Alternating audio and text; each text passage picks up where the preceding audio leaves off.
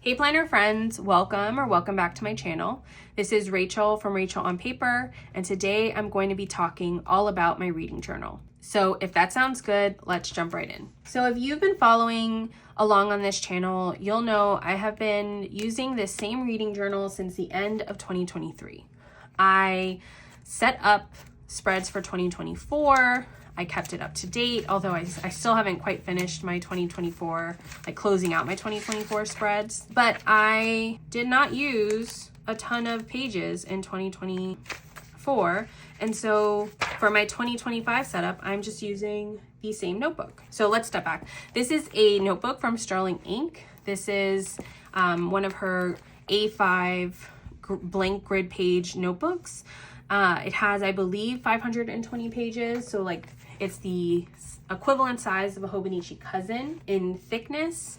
And I had only used this much of the notebook by the end of 2024. And so when I was going to set up my 2025 reading journal, it didn't make sense to start a new notebook. And so I just created a cover page and set up some new trackers and spreads for 2025. That said, today I want to walk you all through how I've set up my reading journal for 2025, the spreads I've set up and the different collections and how I'm planning to keep this up to date. And then I also have tabbed off, these are tabs you can see here from Randy.plans, some additional trackers and collections that I set up in 2024 that I'm still going to be referencing.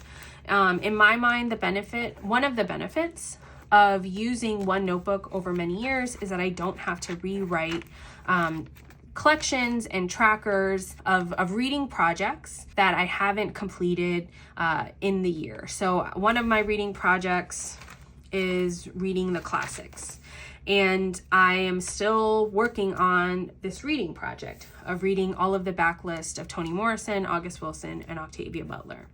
And so I have those reading projects and collections and trackers tabbed off, ones that I created in 2024 that I'm still going to be working on and updating in 2025, in addition to the trackers and collections I've set up for 2025.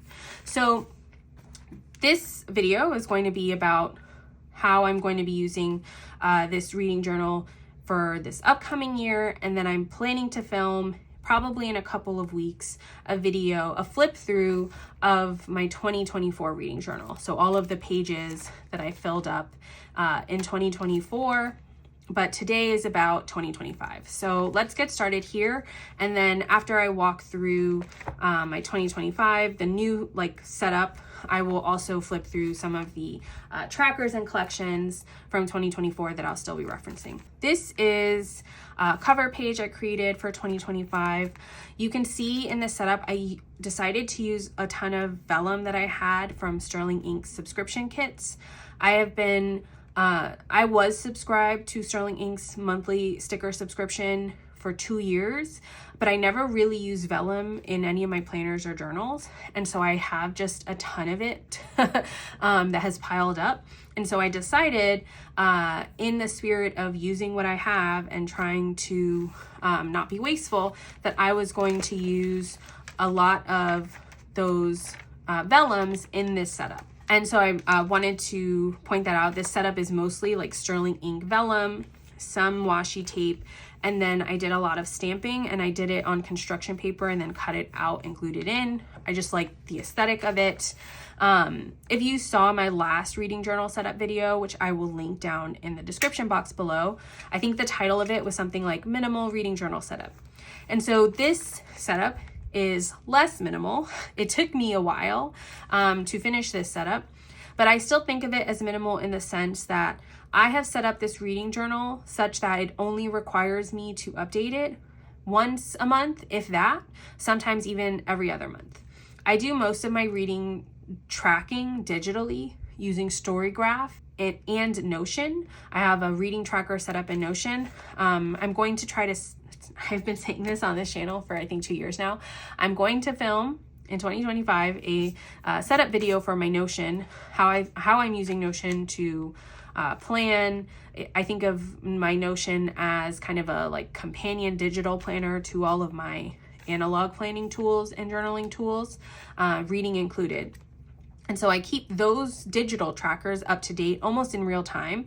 Certainly Storygraph. And if you want to follow me down on Storygraph, I will be sure to link down to my Storygraph down below. That's where I update my reading the most sort of frequently in real time. And then I'll sit down maybe once a month, again, if that, sometimes every other month, and update my spreads in here. So I still think about it as minimal in that sense, though you can see this setup. I would not call this setup minimal. This was like my fun craft project over the Christmas holidays in 2024. I took off 2 weeks. I was really burnt out and tired. And so I decided I wanted to do something like fun and journaling and crafting. And this was that project. So this took me a while to like finish this setup. But now that it's set up, I think it's pretty minimal to keep up to date, or pretty sort of low effort to keep up to date. So with all of that aside, yeah, I know if you've seen other setup videos for this planner, like minimal was a part of the selling point, and I still think about it as minimal, even though I myself had a lot of fun making these spreads, and they are not minimal by any sense of the word. So, okay, that aside, let's get into my 2025 reading journal spreads. So here I have reading goals, and I have 5 different reading goals. My first goal is to read 75 books. I read 116 or 115 books in 2024. I got really into romance, and now I understand why romance readers can plow through like several books a week. But I want to slow down my reading, and I want to also focus on reading more of the classics and sort of longer, chunkier novels. And so I decided to go with a reading goal to reflect that intention to slow down. My second goal is to read 1 Toni Morrison novel or 1 August Wilson play per month. And then I have just check boxes to indicate whether I did that. I'm trying to read down my physical TBR. So my goal is 2 physical TBR books per month, 1 banned book per month. And these can overlap. I'm not trying to be, I'm not trying to make my life difficult, because I'm very much a mood reader.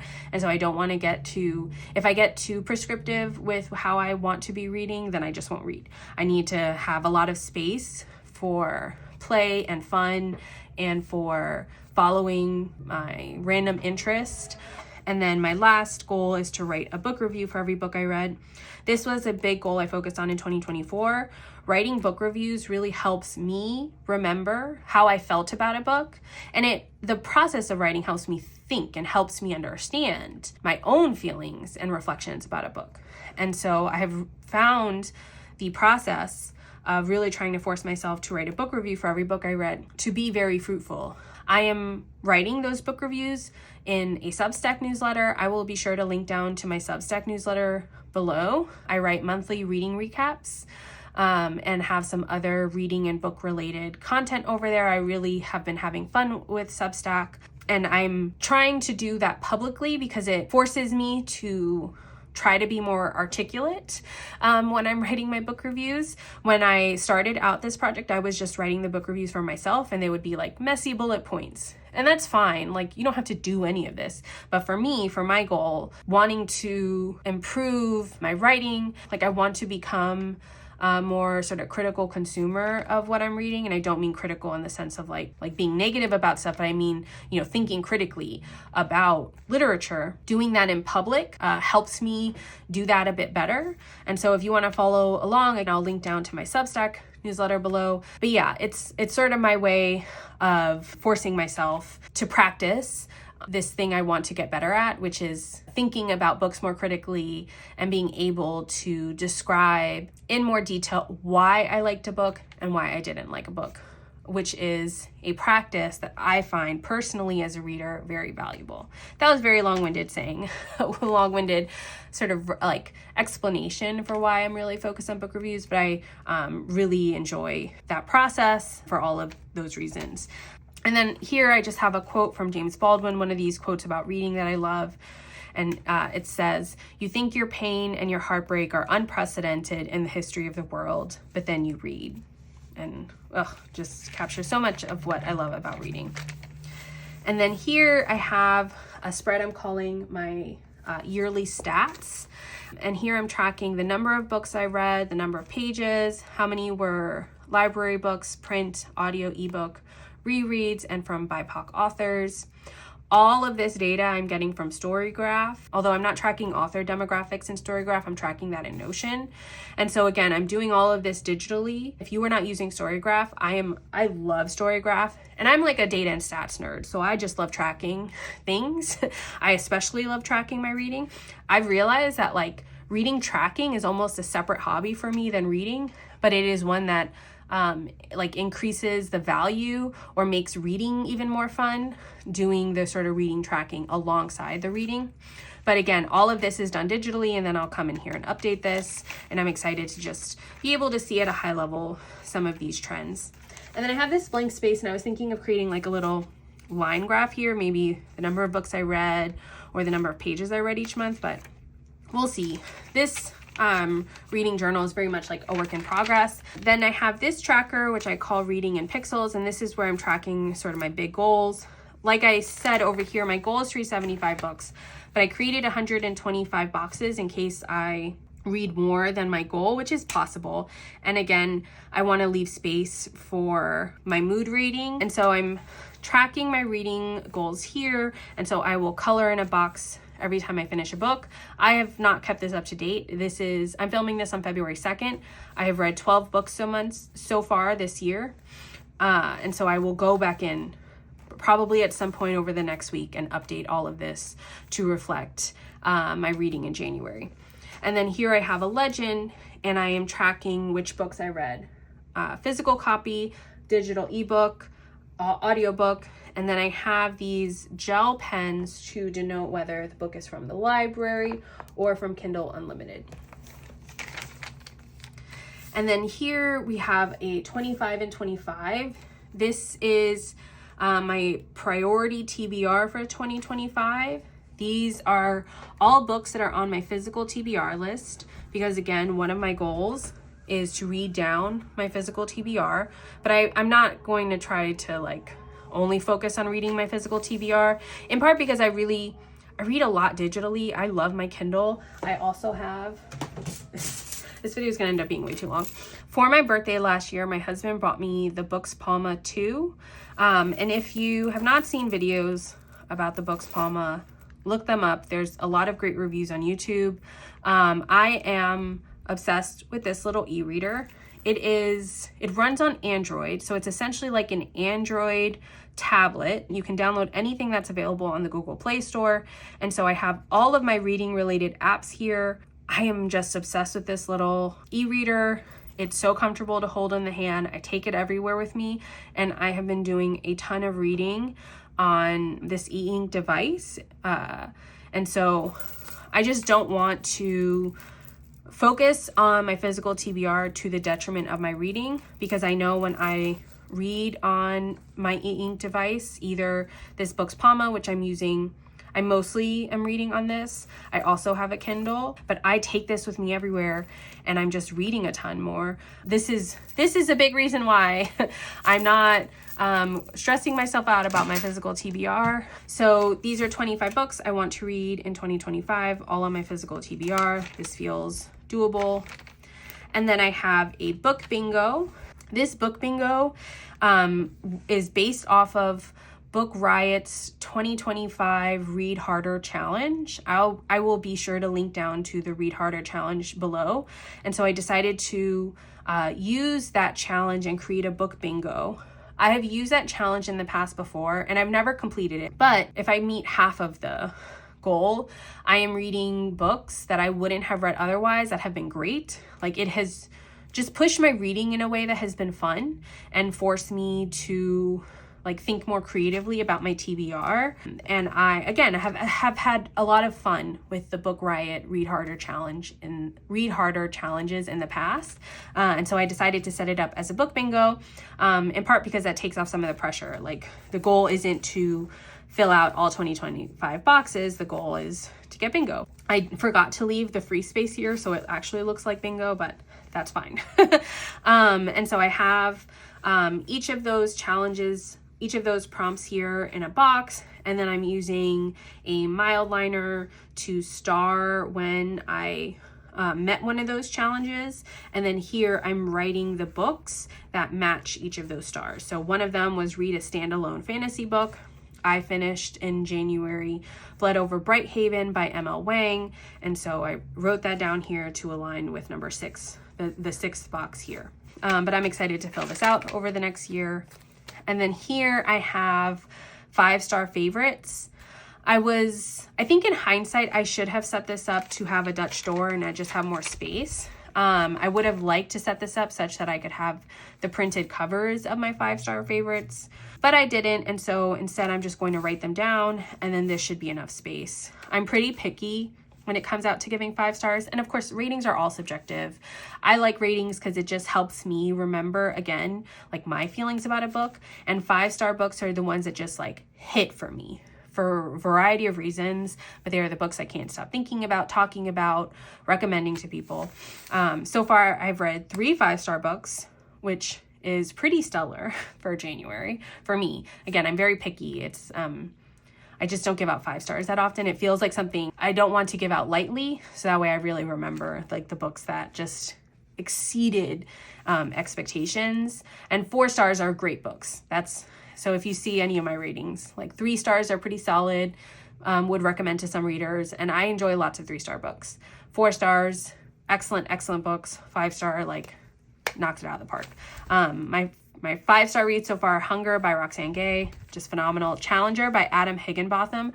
I listened to this on audiobook, and even though I knew like we're leading up to a disaster that's well known and well documented, it was riveting. That book was so well done, just like Chef's Kiss, excellent narrative nonfiction, and then Indigo by Beverly Jenkins, which I had an excellent time reading. Here I have a 2025 book bracket. So each month I will write my favorite book, and then this helps me pick my favorite book of the year.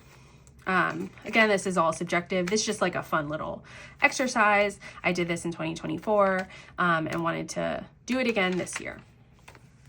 And then here I wrote down my physical TBR. This is not even my entire physical TBR. My physical TBR is a little out of control, but not even. Like, I don't know. I'm just not that stressed about it. I know there's lots of conversations about consumerism in like online book communities, and I do think it's a problem.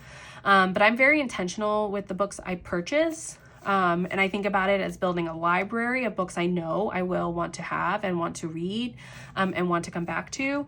Very nonfiction heavy, and some like classic fiction and a bit classic fiction heavy.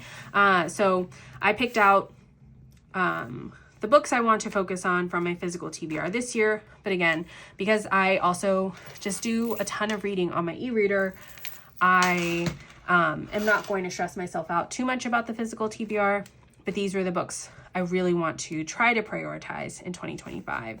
And one thing I have been doing to try to read down on my physical TBR is just borrowing the ebooks from Libby. I live in the DMV area, so I have access to a bunch of public libraries, like several in Northern Virginia, the DC Public Library, which has huge like ebook catalogs. And so what I've been doing is getting the ebooks of the physical books I've read from the library, because again, I just read so much more often using my Kindle or my Books Palma.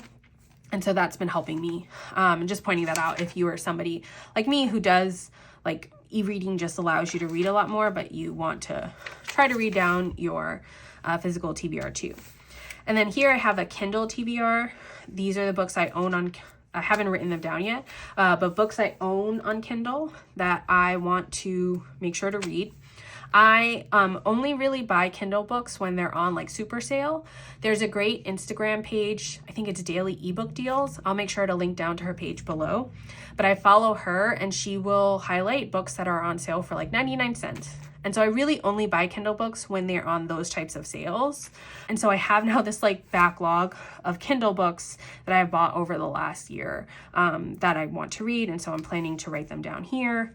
And just, I think like having these things just helps me remember the stuff I own, so I can make sure that I am, again, reading what I've already purchased, either my physical TBR or my Kindle TBR. And then here I wanted to keep track of library loans. I think I'll probably, like this won't be enough. So my plan is to just create another spread once this fills up, because I frequently read. A lot of the ebooks I read on my e-readers are from the library, or these ones I pick up on like Kindle Super Sales. And I want to keep track of what I'm reading from the library. I'm also keeping track of what I'm reading from the library on Storygraph. So again, it's just very easy to fill this out when I sit down to update my reading journal, because I have all of this stuff digitally. And then here we get into my monthly recaps. So this is just a cover page as we get into my monthly layouts. So the way I've set this up is I have 2 pages for every month. And I use these stickers from Virgo and Paper. I print out the book covers using my HP sprockets. I print out 4 to one of the printouts and then cut them up, and it prints on sticker paper, and then I stick them in here.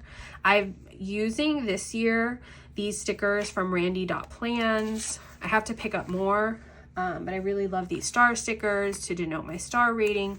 And then my plan is to write down recreate some of the graphs from Storygraph. If you are on Storygraph, you know that they have these great monthly recaps with a ton of like graphics and graphs describing your month in reading. And so my plan is to sort of redraw some of those here, or I could just print them out. We'll see where this goes. But my plan is to have like monthly recaps. I haven't put in my star ratings here, but these are the books I read in January. Again, I have a Substack, so if like this is your vibe, and you can see it's pretty eclectic. I've read 5 romances, sci-fi, 2 YA, and 4 nonfiction books.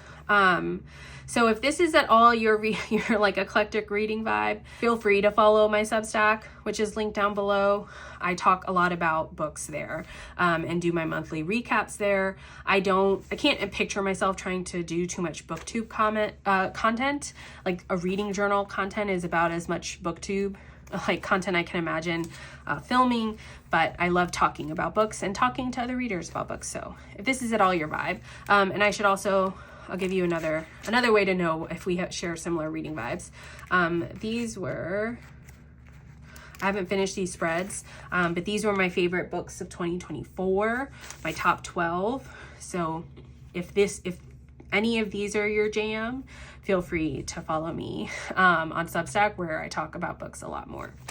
And I'm definitely planning, again, to film a flip through of my 2024 spreads. But as you can see, I haven't finished them yet. So once I finish closing out all of my 2024 spreads, I'm excited to share a flip through on here. So I have these monthly layouts. I accidentally left an extra page between February and March. So I think I'm just going to rip this out, but I cut it down to start. I don't know. But I was annoyed with myself for leaving an extra page, but it's fine. So we have 2 pages for each month. I decided to do a different color for each quarter, so it can just sort of help me, or maybe I didn't. I thought I did a different color for each month. That was the original plan. And then a different color for the last 3 months of the year. And then I initially thought that was going to be it, but I have been watching a lot of reading journaling content on YouTube. It's a fun time of year for stationery and journaling lovers on the internet, especially on YouTube, which is probably my favorite place to hang out for this type of content. And so I ended up creating some additional spreads after these, because I decided there were some additional things I wanted to be tracking. To me, that's one of the benefits of having a notebook with so many pages, is that I have the flexibility to just create additional spreads as I need to or want to. So here I have a DNF page to track the books I DNF. I don't DNF books often, and I think that's because I've just gotten better at picking books that I know I will enjoy in some way, or I won't hate. I'll only DNF a book if it's really, really not vibing with me. But even then, like for books I'm actively disliking, I will often finish it because I want to be able to articulate what I didn't like. So I just don't DNF that all that often, but I like having a spread to capture that here. I think this will probably be too much space to track DNFs, but that's fine. And then I set up A place to track 2025 releases I was excited about. You can see my handwriting's pretty small. But these are some of the books that are on my radar, some of which I pre-ordered that I'm just really looking forward to. One that I'm maybe most looking forward to, if I had to pick, is Oathbound by Tracy Deonn. I am obsessed with the Legendborn series. I'm so excited for the third book to come out. I'm also really excited for the new Silvia Moreno Garcia book, The Bewitching. I love books about witches, and I just love Silvia Moreno Garcia. All of her books have been like 4 or 5 stars for me. I love her writing. So yeah, just trying to keep track of books I'm looking forward to. And then I started to set up a tracker for publishers, and you can see I didn't finish it. I have been wanting to film this video for a while, but I wanted to finish this setup. And then I started setting up more layouts, but I didn't want to prolong filming this video because time is precious, and my toddler just stopped napping, so I feel like I have even less quiet time in the house to film. So I wanted to take the time regardless of whether the setup was 100% done. So my plan here is I haven't quite figured out what the layout will look like. I'm not sure what frequency I should film updates for this. If you have thoughts, please leave them in the comments. I'm thinking maybe every 2 or 3 months I'll film an update on my reading journal. But I'm going to figure out how to set up this spread, but I want to try to read from more smaller presses outside of the big 5. And so I thought, tracking would help me diversify the publishers I'm reading from. And then I also wanted to set up a pub year tracker. I'm trying to read more backlist. I feel like I often get sucked into trends, and it's not always a bad thing. I like to be part of the conversation or like know what people are arguing about on the internet. I find that stuff fun. And so I like reading, new releases and following along with, the New York Times book review book club, which is often reading new releases. So I'm not saying I don't want to read 2025 releases, but there's so many books on my TBR that I want to get to. And so I'm really trying to get to books that were published in previous years. And again, what you track is what you pay attention to. And so I'm hoping that adding a pub year tracker will just help me be a bit more mindful of not just, following whatever 2025 new release is taking over BookTube. And then here, I set this up and I didn't even know what I was going to use this for, but I had these extra pieces of vellum and I figured that I would set it up for something at some point. And so what I think I'm actually going to do is put all of my monthly TBR here. So let me step back and explain something. So this is my reading journal. It stays at home. My actual planner is this one. This is the N1 size common planner from Sterling Ink. And this comes with me everywhere. This is like my brain on paper. I love this planner. And because this comes with me everywhere, I do some reading tracking in here.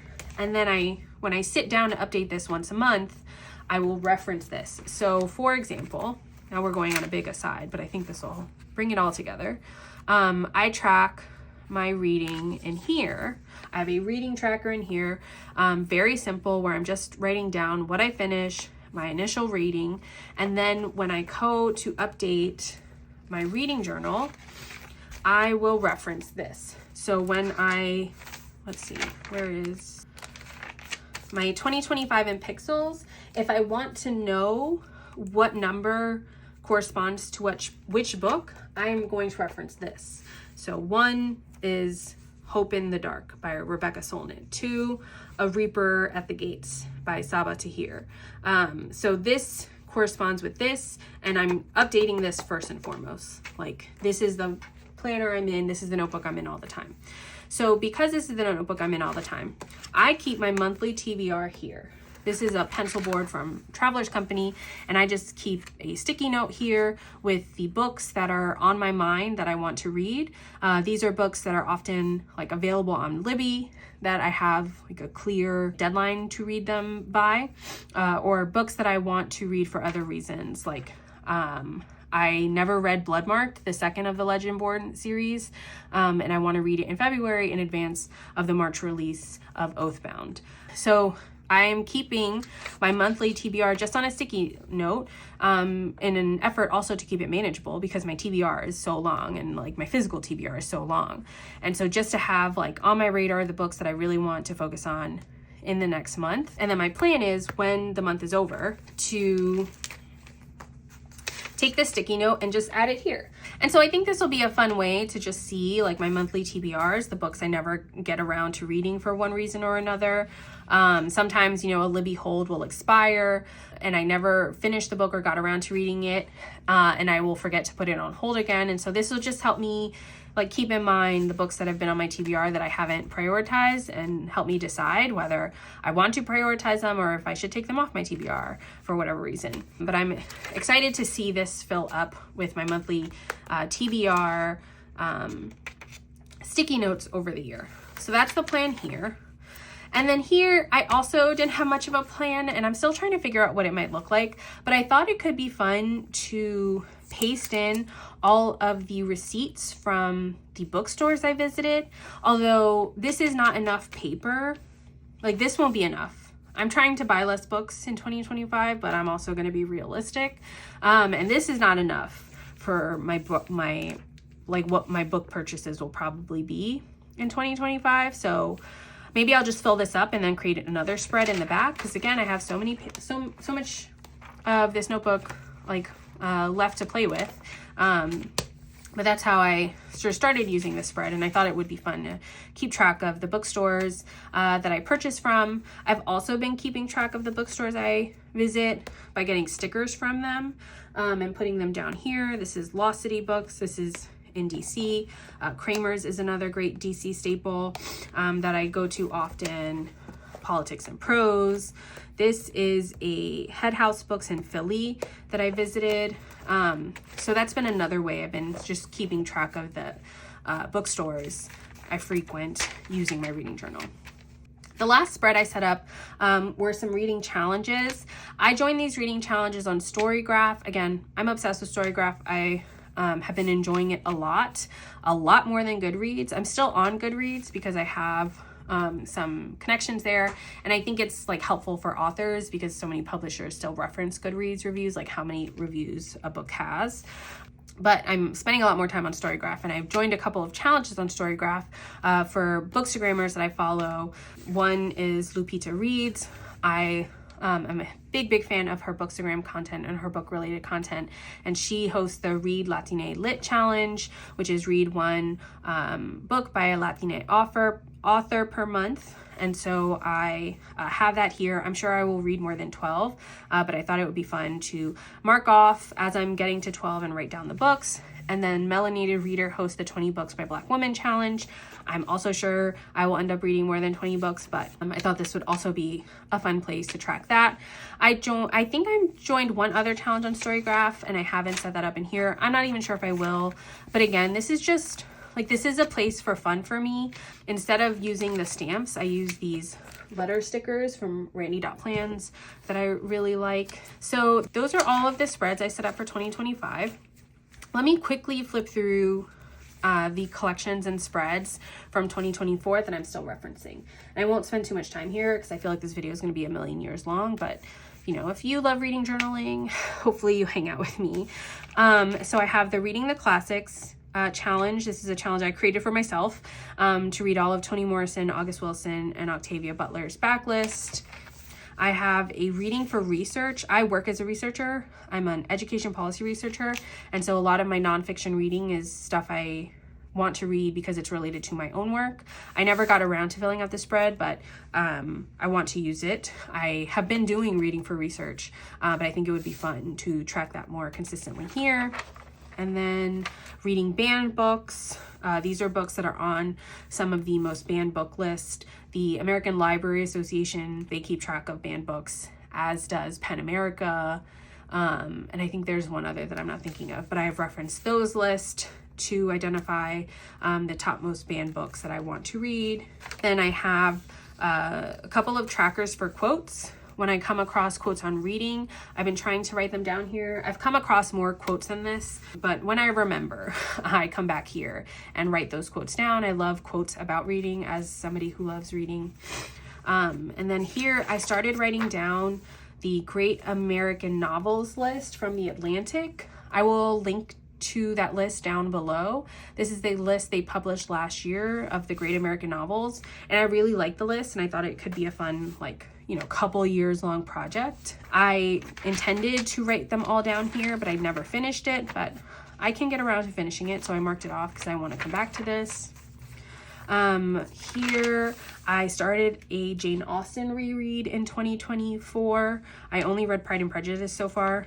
I have read most of Jane Austen's books. I think I've never read Emma, which is wild to me because Clueless is one of my favorite movies of all time.